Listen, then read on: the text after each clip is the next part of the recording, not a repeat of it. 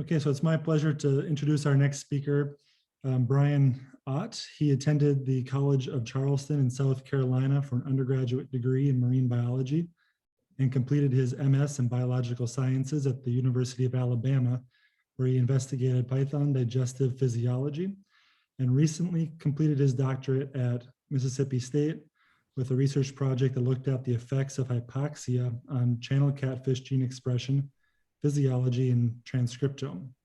He's been an employee with the USDA ARS WARU for the last 14 years. So take it away, Brian. I was having a hard time hearing you. I think you said to go, so I'm going to go ahead and go. Thank you all for having me today. I appreciate it. Dr. Griffin keeps asking me to talk to you guys. I think he just feels sorry for me because I'm not a disease biologist, so I don't get to hang out with the cool kids all the time.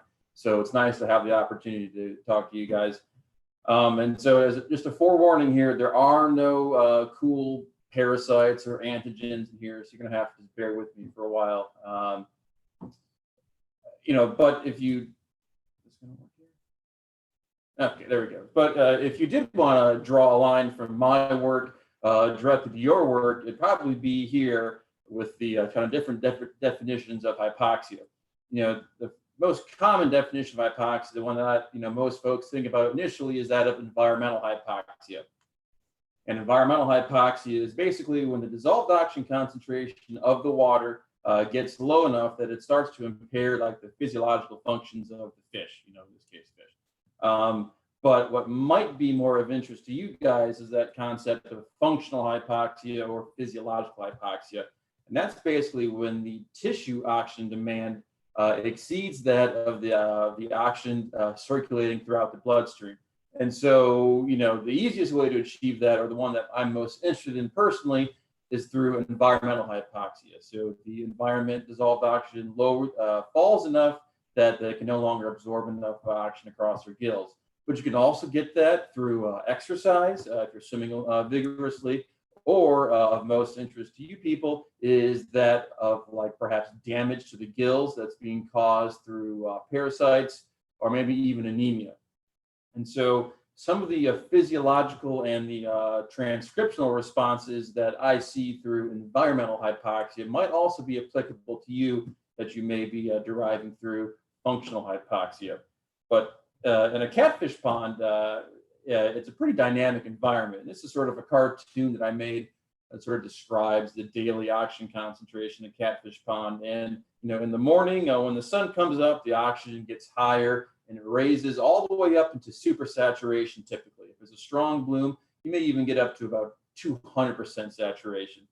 But at nighttime, when the sun falls and you get a net consumption of oxygen, the DO falls all the way to potentially severe hypoxia. And these swings in oxygen concentration are driven mostly through photosynthesis and respiration of phytoplankton. Even at nighttime, they're the ones consuming the bulk of the oxygen. Now, left to its own devices, those oxygen events at nighttime, basically every single night, you would get to an extreme level of hypoxia where you could actually kill all of your fish every single day. But, we're hoping to avoid that entirely, so we don't really consider that very much. What it does do is actually impact appetite. And so we worked on this notion of oxygen concentration and appetite for a long time here. And so this graph here is sort of the cumulative, an accumulation of like 10 different studies over the course of 10 or 12 different years. And if you look at the right-hand side of the graph, you can see these are individual studies. Each circle is an individual study that was maintained at a minimum oxygen concentration in the morning of at least 4 to 5 milligrams per liter. It's really hard to get much higher than that because as you increase your oxygen concentration, your aerators become less efficient. And so it's very inefficient to go much higher than that. So we paired these fish up with lower oxygen counterparts. And this is with channel catfish, hybrid catfish, and blue catfish. And so as you can see, as the low oxygen counterparts that get lower and lower, you actually get a decrease in feed consumption. And this was measured over the course of an entire growing year. And so it's a very long study. And you can see all the way down, if you let the DO get down to like a 1.5 or so, you may get up to like a 50% decrease in feed consumption over the course of an entire season. Now, historically, farmers actually let that get down below 1. You can let your catfish ponds get below 1 milligram per liter every single day, and the fish will largely be fine and will keep growing. But as you can imagine, and we never let ours get down that low, those fish are not consuming nearly the amount of feed that others would be. So our recommendation typically is to keep your DO like around a 3 at the minimum level every morning. And so, it kind of like begs the question is, what are the underlying mechanisms that cause that? And they kind of have some good ideas in some other species. With rainbow trout, for example, during hypoxia, you get a reduction of feed up to 50%. And you get this increase in the forebrain of 2 different neuropeptides, corticotropin releasing factor and urotensin 1. Similarly, with goldfish, if you inject them with those neuropeptides, urotensin and corticotropin releasing factor, you actually get a subsequent decrease in feed consumption almost immediately. Now, it's important to note that it's not necessarily just a correlation. They actually treated these fish, a different set of fish, with antagonists that prevent the reception of these neuropeptides in their brains, and it actually reverses the effects of hypoxia on their appetite. So it seems pretty obvious that these actually are doing something. So what are these 2 neuropeptides? Well, they're basically the underpinnings to the Hbi axis. And what's the Hbi axis? Well, it's basically it's the stress response, essentially. And so H stands for hypothalamus, and in the hypothalamus, you get a production of corticotropin releasing factor, CRF. And you'll see CRF a fair bit going forward here. And then that is actually received there in the pituitary gland, where you get an increase in ACTH production. And finally, that actually travels as a hormone in the instance of the fish into the intrarenal tissue, which increases production of cortisol, and thus you get the stress response. Of course, this is just the initial stress response. There are all the other effects afterwards downstream, and I'm not really going to consider so much today. So this is the Hbi axis. CRF and then urotensin basically act together or independently in the hypothalamus to kick this stress response off. So we were interested to see, could we actually find the increased transcription of the genes of CRF and UI during a period of hypoxia, to see if we can start to kind of unravel the mechanisms of appetite reduction in catfish during hypoxia. So what we did is we did a laboratory study. And this is kind of the lab where I did all of this work. You can see each fish was sampled from an individual tank. I used this vacuum degasser I built here to apply the correct amount of oxygen to the various tanks. Each tank was set up in pairs. And this was sort of the sampling regime. We took the first sample at hour 0 when both fish were at normoxia at 100% saturation, second sample at hour 6, the third sample at hour 12, fourth at 18, and fifth at hour 24. And at hour 6 and 12, half the tanks were all experiencing hypoxia. And it was at approximately 20% saturation, and this was done at 27 degrees Celsius, so that's about 1.8 milligrams per liter. So it should be low enough to generate this response to impact appetite. At each sampling point, we did 8 hypoxic fish and 8 normoxic fish. So it was pretty robustly sampled for a transcriptome project. Here's a hypothalamus. So each time we sacrificed a fish, removed the hypothalamus. That's that guy right there. We kind of pulled him off, and that's where we extracted our RNA from. That's the pituitary gland there, in case you're interested. That always gets left behind in general when you're doing this. I should stop here and say that while I performed all these assays and I extracted the RNA and quantified it, and there's a big group of people here at USDA in the GBRU unit that does a lot of this work, and so I handed off RNA to these folks. They did a lot of the they did all of the they made the libraries, did the reads, and then finally the last person there, Amanda Hulse-Kemp, did some of the initial bioinformatics work on this. And so this could not be done without these people, and I'm very grateful for that. But for the analysis, I kind of like to refer to it like Outback Steakhouse. And there's no rules, just right. And so I looked around, I wanted to find what's the best way to analyze this data, to interpret it, and it turns out you can do whatever you want to. And so that's what I did.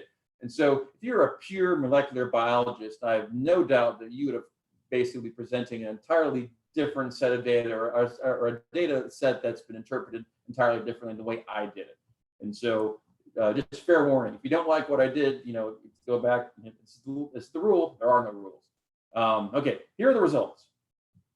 Now, I like to always put this slide up whenever we're talking about this, because in general, the very first response a fish has to hypoxia is that of a behavioral one.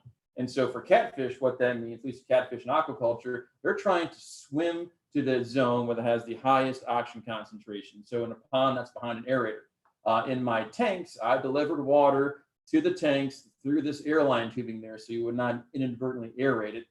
And so they all crowd up there to get the highest oxygen concentration possible. So I always like to show this. I think that's sort of interesting and fun. If you look at the vein, the partial pressure of oxygen in the caudal vein, you can see this is the area, this is the period in which they were in hypoxic water. You see within 6 hours, you get a decrease in that oxygen concentration. That persists, it gets even lower at 12 hours. It persists sort of at 18 hours, and by 24, it's completely recovered. But then, of course, it starts all over again. So you can see that we did actually have an impact, physiologically on these fish. If you take the whole data set as a whole, here's some like top line statistics there. I analyzed this at the 0.001 level. I also redid it at 0.01. Of course, as you increase your cutoff line of a p-value, you get more differentially expressed genes. So I went from 190 at the level I picked up to 317. You can make a strong argument that you should be a broader net and less restrictive. But look at a lot of the gene plots, and some of those start to get kind of funky when you start to pick up the genes that were not significant at 0.001 but are 0.01. They start to get a little weird. And so I chose not to include those. So it's very restrictive. The first thing to point out here is that if you're looking at 6 hours and 12 hours, which are the period of hypoxia, you get a lot more differentially expressed genes than you do at 18 and 24. And these are, I'll talk a bit more about this, but this is, these numbers here are the number of genes that are greater than 1.0 log 2 of a fold increase. So again, you see you get the most response at 6 hours, basically the same at 12, and then it decreases at 18 and 24. If you look at a heat map of this, again, it just shows the same thing. These are just the highest responding genes. That line in the middle there indicates, everything on the left is hypoxic animals, everything on the right is both normoxic for both the controlled and the treatment groups. And you can see there's a very stark divide there. You get a lot of these genes that are responding directly to the hypoxia treatment that basically turn off once you finish that. If you look at all the genes, this is, it's obviously really hard to see individual genes here. You can see, once again, there's a very strong line between the hypoxia during the periods of hypoxia and that of the periods of normoxia. And this is what some of the individual gene plots look like. You can see they go up pretty high right away, and then they fall back down to control levels, usually by 18 hours or so. Okay, so I pulled out basically there's maybe like 10 or 20 neuropeptides that have to deal with appetite in catfish or fish in general. And so I looked for all those, an ensemble, and this is just a handful of these, including CRF and neurotensin. And not a single neuropeptide involved with appetite was up or down regulated during this experiment. The closest we got was neuropeptide Y at an adjusted p-value of 0.11, but again, no one was actually a hit there. If you look, this is CRF and neurotensin 1. I also looked at all the receptors and the various isoforms of this. None of them were changed significantly. So kind of struck out there with the appetite stuff. I did with a different experiment. Went through the same hypoxia treatment. We did qPCR with urotensin and CRF, and once again, this is the periods of hypoxia. None of them were significantly different. So that was sort of unfortunate, but it is what it is. Finally, we looked at cortisol. So, the end game of that Hbi axis is the production of cortisol. And so luckily, we actually did not find a change in cortisol concentration between the normoxic and hypoxic fish. So that would have been bad had we found this, but nothing else, but we didn't. So that was nice to see, I guess. So our qPCR, our cortisol data, and our transcriptome data all kind of agrees with each other in general here. So I took, some of that stuff was kind of like individual gene level stuff. If you take a step back out, I dumped all this data into the gene ontology database. And basically what that does is that they have individual genes assigned to various processes, such as response to hypoxia. So they have all these different parent terms that all kind of like form, like it's like all kind of nest within one another. And so that you can kind of like divide and group your genes and determine what they're all kind of doing there. The way it works is, like, for example, with zebrafish, I turned all my catfish genes into zebrafish genes, and I used that database because there is no catfish database. They have 24,000 genes assigned to various families, such as response to hypoxia. And within zebrafish, they identified 78 that they are calling part of the response to hypoxia. So 78 out of the 24,000 is a 0.3% occurrence. So 0.3% of the genes that they have identified within the gene ontology database belong to the response to hypoxia term. I submitted 170 genes. And so at 0.3%, you'd expect 0.5 with a random sample. If there was no effect of hypoxia, you'd expect 0.5 of them to be involved with the response to hypoxia term. And so hypothetically, if you were to submit 10 from the response to hypoxia term, that means you basically have a 20-fold over representation of those genes. And so that's kind of, these are the methods for which I'm going to present some of these upcoming numbers here. So the first one is, if you look at these terms in the gene ontology database by proportion, so that's like the 20-fold increase. The number one we had is glycolysis, and so that is what you think it is. The next one is positive regulation of mast cell chemotaxis, and that's basically like the movement of mast cells towards something in response to an external stimulus. So, if that external stimulus is a reduction in oxygen concentration, it kind of makes sense, although I can't really, it's likely that this has something to do with angiogenesis, but I'm not quite sure. Next one is induction of positive chemotaxis, and they have this defined as a process that initiates the movement of an organism towards a higher concentration of a specific chemical. So again, we don't know what that chemical is. I like to think that it's oxygen, but we'll see. And then finally, the next, like the highest one here, is the vascular endothelial growth factor receptor signaling pathway. So a lot of this stuff, I'm not going to present all of these individual terms here, but a lot of these things have to do with angiogenesis. So basically the production or the construction of new blood vessels. And so, I think that's, well, I'll talk a bit more about that in a second. So if you look at by number, so again, these are just the numbers that are involved here, not necessarily proportion, but the numbers. Number one is response to hypoxia. And so again, that was pretty exciting to see when you take all these random genes that I found identified through our analyses, dumped into this database. The number one family it belongs to is response to hypoxia. So that was kind of exciting. It worked. The next one is sprouting angiogenesis. Basically, the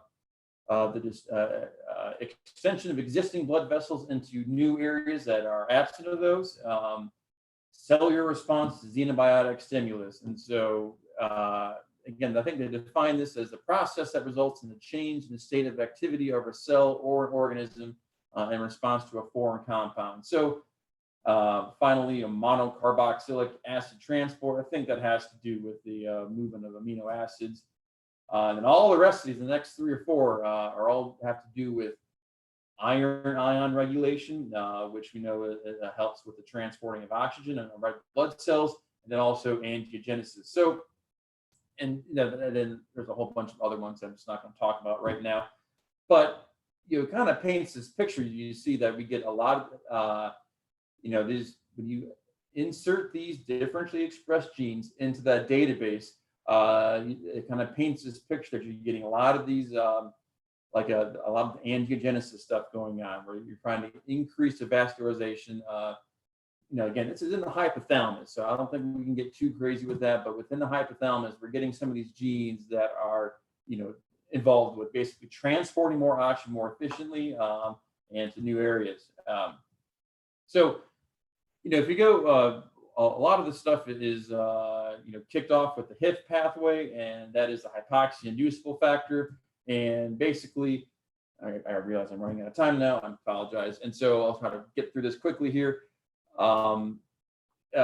Hypoxia inducible factor is a protein that basically serves as a transcription factor. It lands at other sites in the genome and increases production of these other genes. And so if you look at the response to hypoxia genes that I found, first off, the HIF, this HIF1A, they're a part of that, and neither of those were significantly different in mine. But these others were, and these are actually hydroxylases that destroy HIF when it's in the presence of oxygen. So, and I'll get to that in a bit more in a second. Some of these other ones, these are the VEGF. These are all dealing with vascularization and heme biosynthesis. And then finally, these 2 are involved with glycolysis. And so if you go back to this HIF pathway, the very first thing that happens is that HIF targets these different sites in the genome to increase their transcription. And then as the next level thing that happens is you get upregulation of these genes that ultimately destroy the HIF proteins. And so while I didn't get an increase of HIF, I actually got an increase of all sorts of genes downstream of HIF. So I think, perhaps we have a timing issue here. If you look at glycolysis, there's 10 steps of glycolysis. We had 2 steps where the main gene was not significantly increased, but every other step was, including the phosphofructokinase. That's actually generally considered to be the rate-limiting step. That's step 3 there. And so we had increased the differential expression for all of these genes for every single step, except for 2 of them. So I'm just going to get through this because I'm really out of time here. We found a few other genes that were upregulated by HIF. Some of them may have something to do with appetite, but that might be some future areas here of interest. So in summary, none of the appetite neuropeptides changed. Again, that was a disappointment, but that's what we have. There's a very strong effect of oxygen on our patterns of expression we found, and it worked. If you just looked at this data without knowing what we did, it kind of looks like that we took an animal that was hypoxia stressed and measured the transcription, and that's what we did. I think the sampling timeline is going to be more important for the Hbi axis and HIF if we want to get those. A lot of that stuff happens very early on. This study was not designed initially to pick those genes up, and so in the future, what we'd like to do is go in and sample for 6 hours. It kind of indicates there's multiple strategies that they might be using to protect against hypoxia. And it also kind of found some potentially new genes of interest for future studies. So with that, I'm sorry I went long, and I will take any questions. Thank you. Great job, Brian. Very interesting stuff. All right, folks, feel free to drop a question in the chat box or unmute yourself and ask Brian directly. And I'll get one started here for you, Brian. We got one in the chat. Curious about the possible impacts of handling and sampling on your results. Nick, I'm having a very hard time hearing. I don't know if it's my computer or you, or you may have to yell at me if you want to ask me a question. There you go. Can you hear me now, Brian? So, yeah. I just dropped it in the chat if you want to read it yourself. Here. One is from Dylan, and I used the Panther. The Panther database is what goes in and like pulls all that stuff from gene ontology, and so I used Panther. And so there's a few different options in Panther. I've analyzed this data a variety of manners, and it's a pretty powerful tool. And you can actually look at stuff doing. I presented all the stuff from the biological processes. You can also do stuff from molecular processes and then like cellular processes. I did that as well, but they weren't quite as interesting. And so that's what I did here. And I used Ensemble to take all of my differentially expressed catfish genes and find the zebrafish homologs, and then I input those genes into Panther. There's also another database called String that has some really interesting stuff. Requires you to use proteins, so you can just take your genes, turn them into proteins, and then that was also something else I had a lot of fun playing with. But ultimately, I had a harder time like trying to figure out what was the most meaningful way to analyze that data.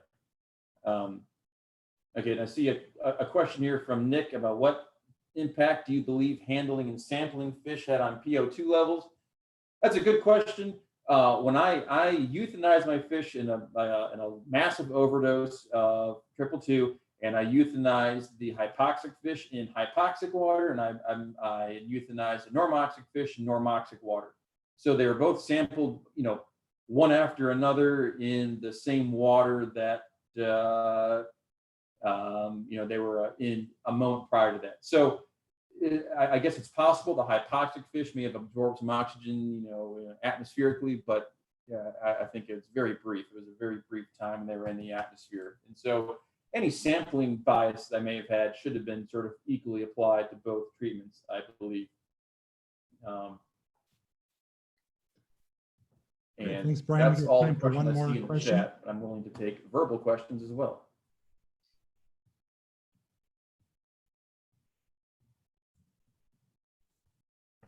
I can take a shot at a question. Can you hear me, Brian? I know you had some audio issues.